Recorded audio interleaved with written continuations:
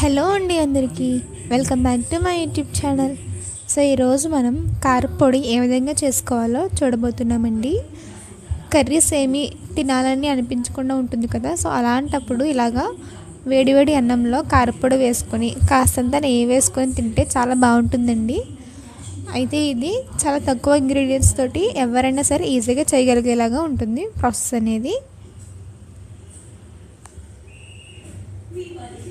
Video మొత్తం కూడా పూర్తిగా చూడండి, మీకే తెలుస్తుంది. అయితే మనం ముందుగా గ్యాస్ ఆన్ చేసుకొని ఒక ముకుడు పెట్టేసుకోవాలి. దీంట్లో మనం ఆయిల్ అనేది వేసేసుకుందాం. ఆయిల్ కాస్త వేడెక్కనివ్వాలండి, మరీ ఓవర్ హీట్ కూడా అవ్వద్దు. కాస్త వేడెక్కిన తర్వాత ఎండుమిర్చి వేసేసుకోవాలి. మనం ముందుగా ఇలాగా కట్ చేసుకొని వేసేసుకోవాలి. అయితే ఎండుమిర్చి ఎప్పుడు కూడా గ్యాస్ సిమ్లో ఉంచే వేయించుకోవాలి. హైలో పెట్టామంటే అది మాడిపోతుంది, కానీ మనకి ఎక్కడ వేగదనమాట. అయితే ఇప్పుడు మనం చింతపండు కూడా వేసేసుకున్నామండి. జస్ట్ కొంచెం వేసుకున్నాము. అక్కడక్కడ మనకి కారపొడిలో లైట్గా ఆ పులుపు టేస్ట్ కూడా వస్తుందన్నమాట చింతపండు అనేది వేసుకుంటే. చింతపండు వేసుకుంటేనే బాగుంటుందండి. సో ఇప్పుడు దీన్ని మనం చక్కగా వేయించేసుకోవాలి. అయితే ఇప్పుడు మనం కరివేపాకు కూడా వేసేసుకోవాలి. మీరు కారం తినగలిగేలాగా ఉంటే కాస్త ఎక్కువగానే మిర్చి వేసుకోవచ్చు, లేదంటే తక్కువగా వేసుకోండి. మరీ ఎక్కువగా కారం కూడా తినలేరు కొంతమంది.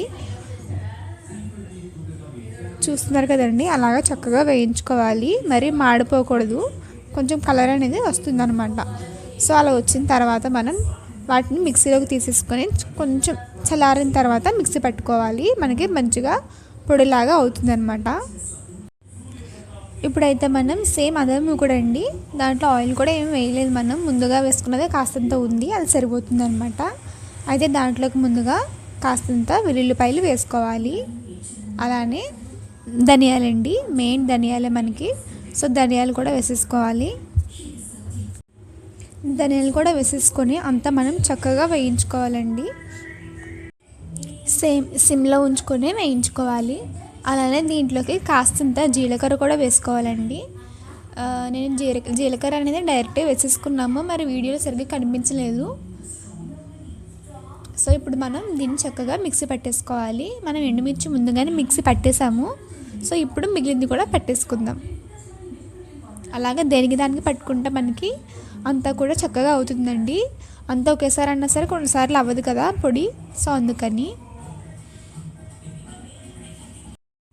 చూడండి, మనకి ఇలాగ ఫైన్ పౌడర్ అనేది అవుతుందన్నమాట. సో చాలా బాగుంటుంది కారపొడి అనేది. ఇలాగ చేసేసుకొని ఒక బాక్స్లో వేసేసుకొని కర్రీస్ ఏమి లేనప్పుడు, లేదంటే తినాలని అనిపించకుండా ఉన్నప్పుడు కానీ కారపొడి అనేది వేసుకొని తింటే చాలా బాగుంటుంది. సో ఇదన్నమాట కారపొడి వీడియో అయితే. సో ఈ వీడియో కనుక మీకు నచ్చితే ప్లీజ్ అండి వీడియోని కాస్త లైక్ చేయండి, షేర్ చేయండి, అలానే ఛానల్ని సబ్స్క్రైబ్ చేయండి. వీడియో కిందనే సబ్స్క్రైబ్ బటన్ అనేది ఉంటుందన్నమాట.